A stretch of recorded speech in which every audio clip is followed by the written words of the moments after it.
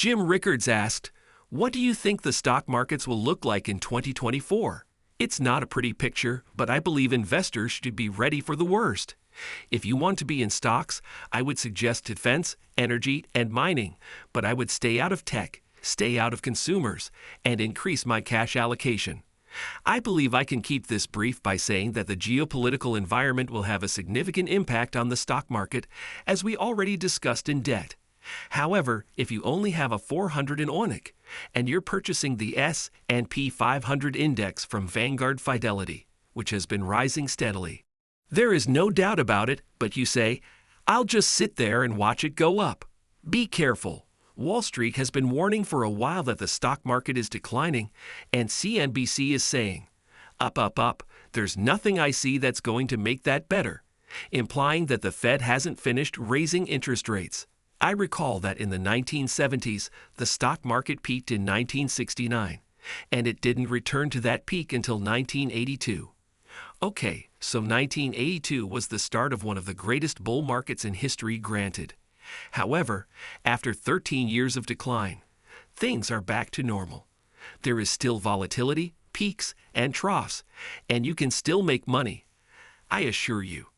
But I'm saying that there was a 13-year period where the stock market ended up where it started, around 1,000 on the Dow, when you adjust for inflation, because the U.S. is heading into a recession, and everyone is thinking, "Wait a second, yesterday's GDP was up 5%, and it was up 5%.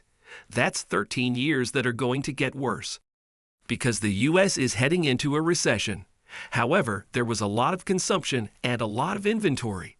People don't aware that when distributors and wholesalers accumulate inventory, it counts as GDP, so it's okay to do so as long as people are purchasing the goods. But if they don't buy the stuff and you're up to the rafters in inventory, you better start keeping track of it. For example, you may go to the Gap and get 10 shirts and 5 pairs of jeans for $30. This is what happens. They cut prices, offer 2-for-1 deals, just move the merchandise, and in some cases, things go out of style. You know, the fashion industry is notorious. Who wants last year's coat or whatever? So when it comes down to whether or not customers are making purchases, it appears as though they have braked. There are a few reasons for the first one. First, during the pandemic in 2020 and 2021, everything were going pretty well. It all started when, in June 2020, I believe, Trump gave each person a $1,400 check. You received a check if you had a heartbeat, and then Trump repeated the action in December, shortly before he left office. This time, the check was for $600. Biden then said, "Well, I can top that." And in February or 2021, shortly after taking office, he received another $1,600. After that, the Inflation Reduction Act was improved. It is the greenest swindle of them all. For roughly 4 or 5 years, we had $2 trillion annual deficits, even though our overall spending was larger than that. However, the deficit alone amounted to roughly $2 trillion annually. The Americans grew accustomed to this thanks to the check. Additionally, there was a student loan deferment, which allowed borrowers to postpone repayment for at least 2 years, if not longer. Following this, many of them saved a sizable portion of the funds. Consequently, in 2023, savings rates dropped to a pitiful 3%, down from a peak of 13% during the pandemic. Currently, they are slightly over 3.5%. Their savings were depleted, and they failed to accumulate additional funds. Consequently, they increased their credit card debt, which initially seems manageable. However, when you reach your credit limit and continue to make minimum payments, your credit limits are depleted and interest rates rise to 20%. If you think you'll just pay the minimum this month and it will figure it out, you're increasing your balance because the interest is compounding faster than you are paying it down at 25%, which is why 20 to 25% of people are maxed out on their credit cards. Some of them are 28%, meaning you're going to double that balance in 3 years. They have depleted their savings and are sinking further because the interest is compounding faster than they can pay off their credit cards. This is evident in things like gasoline consumption, which is drastically decreasing. The demand for gasoline is what is known as inelastic, meaning that you must purchase it regardless of the price. Because you must take your children to school, go to work, or go somewhere else. In addition, prices have been dropping recently, which is another seemingly positive but concerning sign, because of its disinflationary nature, which tends to favor recessions. Though there are many other signs that we don't have time to go into, like negative swap spreads and vert curves and all that, it does appear that consumers slammed on the brakes and the stock market is starting to wake up to that fact. So I would say it's a pretty simple recommendation map. However, for gasoline consumption to drop, forgetting about the price means people are not driving, going on vacation, doing road trips, or driving more than they have to. Decrease your overall stock exposure and raise it. If you have cash, you won't lose money on it, assuming that inflation is under control. You'll also have a lot of flexibility because, in the event of a bad economy, you can go shopping and find some deals with cash. However, if you have stocks, you risk losing your money and never getting it back. If you do have some stocks, I wouldn't invest in index funds. Instead, I would look at energy and defense because, although there are enough wars going on, defense will perform well. As you are aware that the prices of gold, silver, and strategic minerals will rise. I would thus lighten up and work in the energy, mining, and defense sectors. Get off of everything else and focus on technology. Treasury notes appear appealing at this time because interest rates are expected to begin declining. I know they have been rising, I get it, but it appears they have peaked and are now turning around. Treasury notes with a 2-year or 5-year maturities will do exceptionally well and are clearly very safe. You can treat the stock market and geopolitics as distinct topics, but you must be aware of these developments. The interesting thing about that is, of course, the war began in 2008 when George Bush declared that Ukraine should be a member of NATO. That was really the beginning of everything that has happened since the U.S. spent years kind of provoking this war. But the Russian special military operation started in February 2022, so we're about 2 years into this at this point. I live in Portsmouth, New Hampshire. However, if the world is falling apart, that's not good for stocks.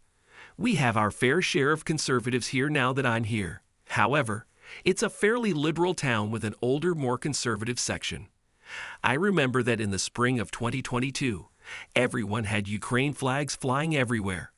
They had taken down their Black Lives Matter banners and replaced them with Ukraine flags.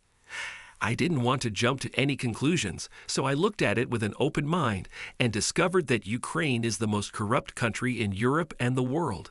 It's an oligarchy that served as a money laundering scheme for the Democratic Party. We sent the money, and they returned a large portion of it in the form of campaign contributions, and a sizable portion, perhaps half of the population, speaks Russian and considers themselves to be Russian. I said, why is Ukraine so great that it is expected to push us to the verge of World War II? But as time passed, it became increasingly obvious that Kiev, Ukraine was nothing more than a corrupt skim operation. They would take all the money we could give them to buy houses in places like Dubai, Miami, Switzerland, or anywhere else, and they would fight to the death, minus 400,000 dead, to be exact, though the real number is probably higher just on the Ukrainian side. However, the war was mistaken in every way.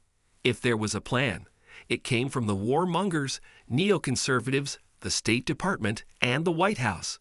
They said, we'll give them the money and the weapons and let them do the fighting. The Russians would then invade and bleed the Russians, which would mean putting sanctions on their economy, crushing the ruble, cutting off their revenue, kicking them out of the bank message traffic system, freezing the assets of the Central Bank of Russia, and so on. In addition, the military would be exhausted. But there will be economic turmoil in Russia, a popular uprising, and Putin's overthrow. We'll march into Moscow, which was the plan, as absurd as it may sound, because that's what they were thinking. They never really cared about Ukraine. They just wanted to defeat Russia, get rid of Putin, and kind of fly the NATO flag over Red Square. You mentioned that I was a former Pentagon advisor, but none of that has happened. Everything about it was incorrect and misguided at the time, and I stated as much. I now teach an economic warfare course at the U.S. Army War College. I suppose I still am. Although I do instruct this course and frequently speak with members of the armed forces, I stated in April 2022 that the sanctions would fail and would backfire, hurting us more than hurting Russia, Europe more than hurting them, and so on. I've been to all of these locations, and the Russian army they do get off to a slow start, but they finish the job anyhow.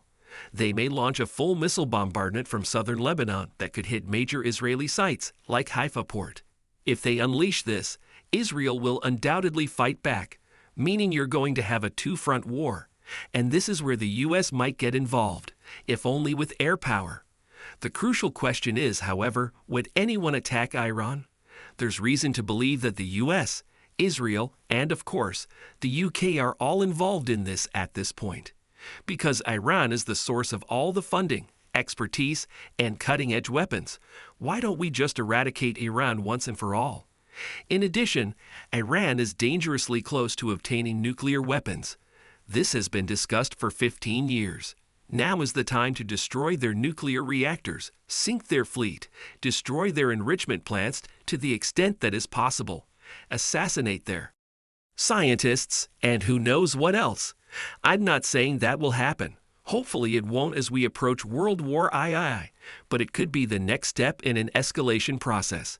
The difficulty is that you can't just take out Iran, as Gaza Hezbollah has demonstrated. I shrug and say, well, but what if the Russians are escorting supply ships to Gaza?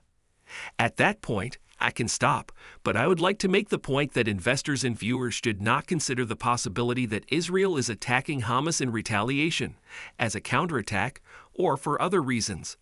This could quickly escalate into a nuclear war, so let's not forget about that. Additionally, China is watching the entire show and is smashing Philippine fishing boats in the South China Sea. Why is there a conflict in Ukraine, Syria, Iraq, a war in Israel, and even a war in the South China Sea and other danger places worldwide? Suddenly, you realize that it's because of Biden's 2 years, nobody's home, and they're taking advantage of it. When we say bond markets, everyone else in the world replies, hey, here's my chance.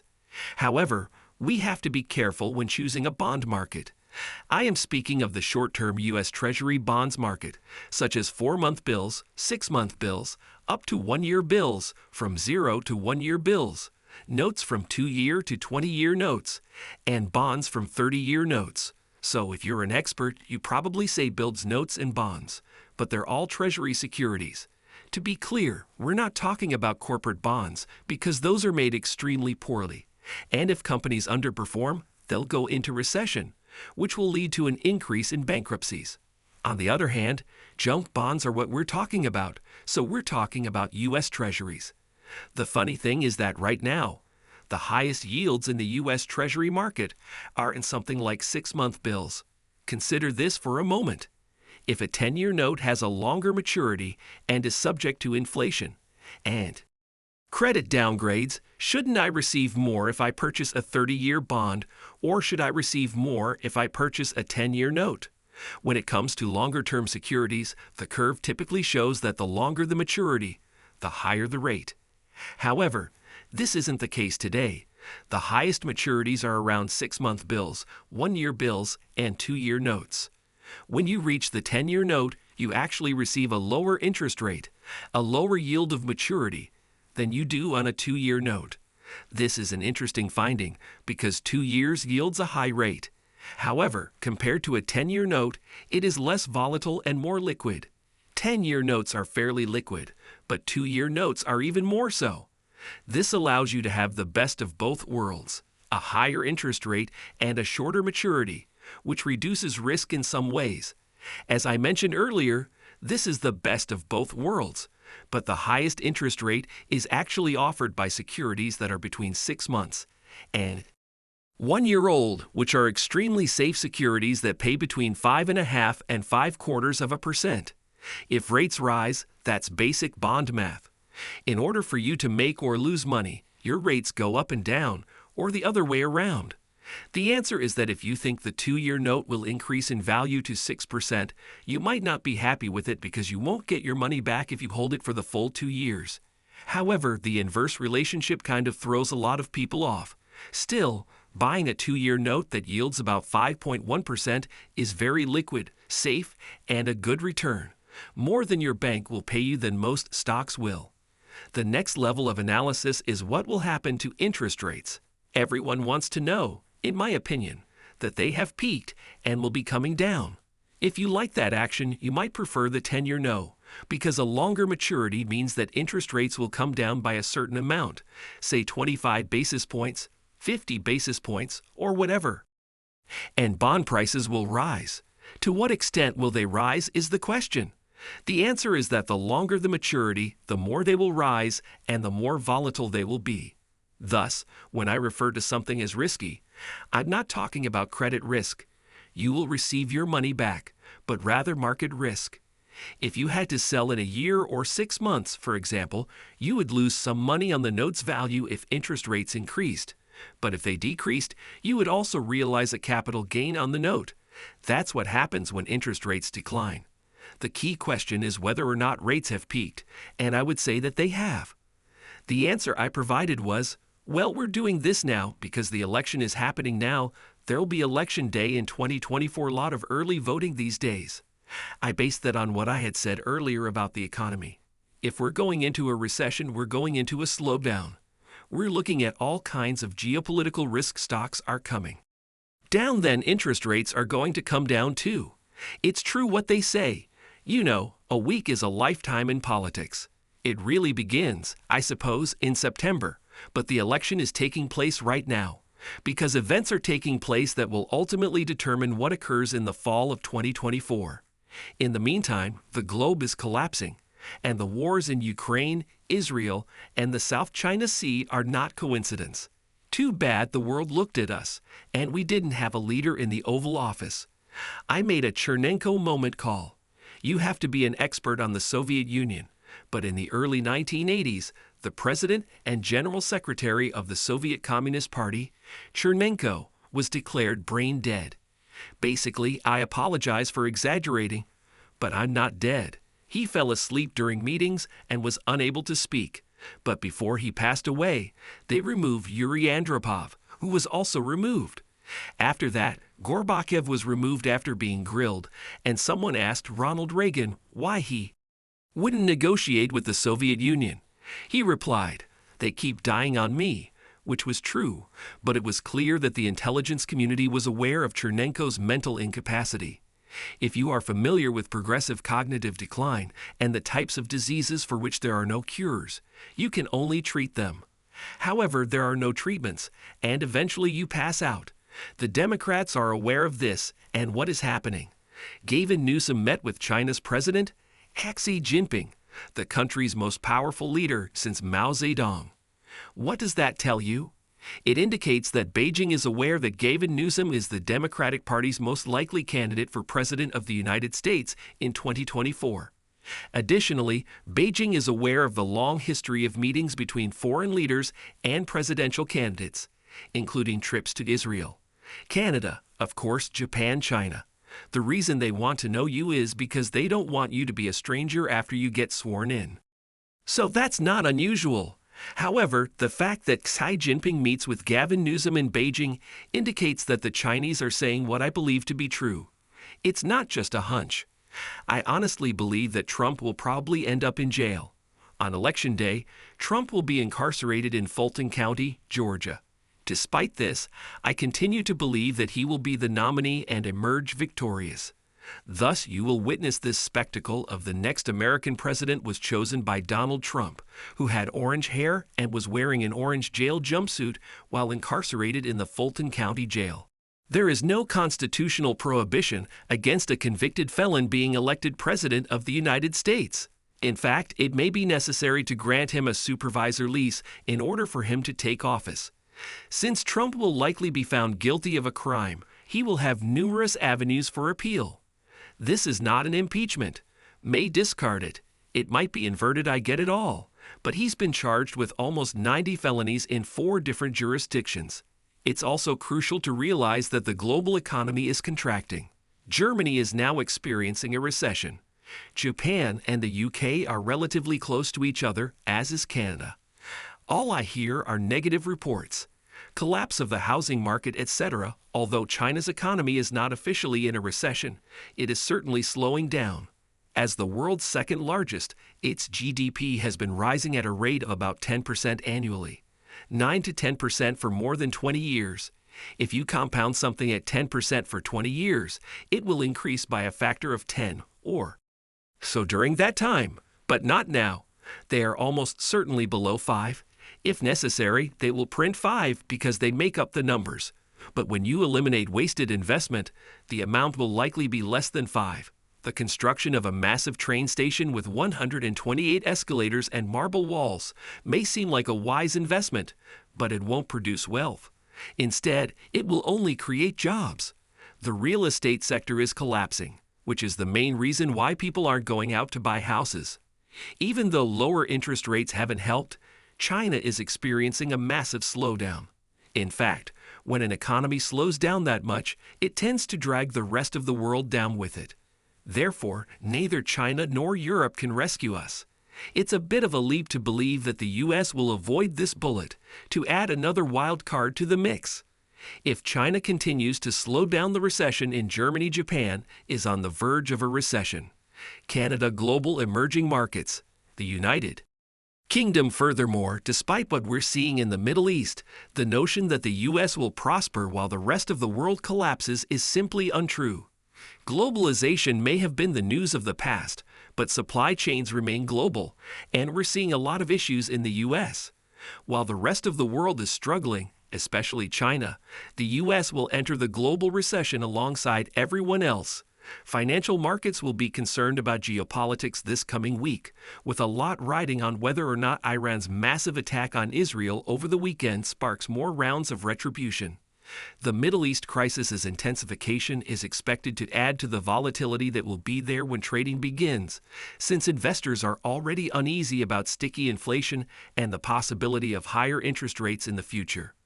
The main concern of many market investors during the October Hamas attack on Israel was that Iran would eventually become involved in the conflict. As the battle intensifies, many predict that oil prices will rise above $100 per barrel, sending investors fleeing to gold, treasuries, and the US dollar, in addition to more losses in the stock market. The flight to safety that occurred in the markets on Friday in case of a strike, Iran's declaration that the situation can be considered resolved, and a report claiming that U.S. President Joe Biden informed Israeli Prime Minister Benjamin Netanyahu that the U.S. would not back an Israeli counterattack against Iran may all help to calm nerves. In times like these, investors naturally seek out safe haven investments, according to Patrick Armstrong, Chief Investment Officer of Plurimi Wealth LP. The response from Israel will influence the course of events. Should Israel continue to calm down, this could present a chance to purchase riskier assets at a reduced cost. Now that a strike and counter-strike cycle is possible, investors will assess the risk, and many will look to oil for guidance on how to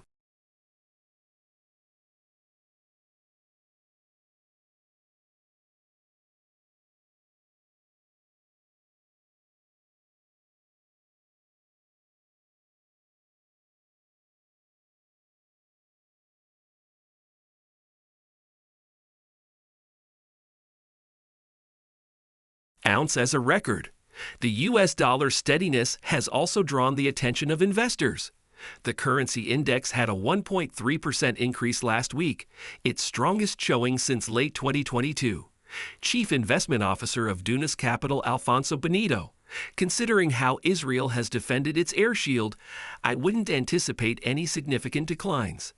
Airlines may experience a reduction, while defense, oil, and gas firms should all enjoy increases. Bonds will appreciate, but not dramatically. Investors may be able to use this to somewhat offset the recent rises. Liberum strategist Joachim Clement, the response will largely depend on Israel's response today and the U.S. ability to hold Benjamin Netanyahu in check. Stock markets will be more focused on the geopolitical environment in the coming days than on U.S. economic strength or central bank actions. As a result, we anticipate that the rally will stop until the Iran-Israeli conflict clears itself. The gathering will be postponed longer if Israel and Iran engage in a shooting war. In conclusion, Jim Rickards' insights into the potential collapse that could reshape a generation serve as a poignant reminder of the fragility of our economic systems. As investors, it's imperative to remain vigilant, diversified, and informed in the face of such uncertainty. By staying informed and prepared, we can navigate these turbulent times with greater resilience. Remember to like, share, and subscribe to Investing Tutorial for more valuable insights and updates on navigating the ever-changing landscape of finance and investing.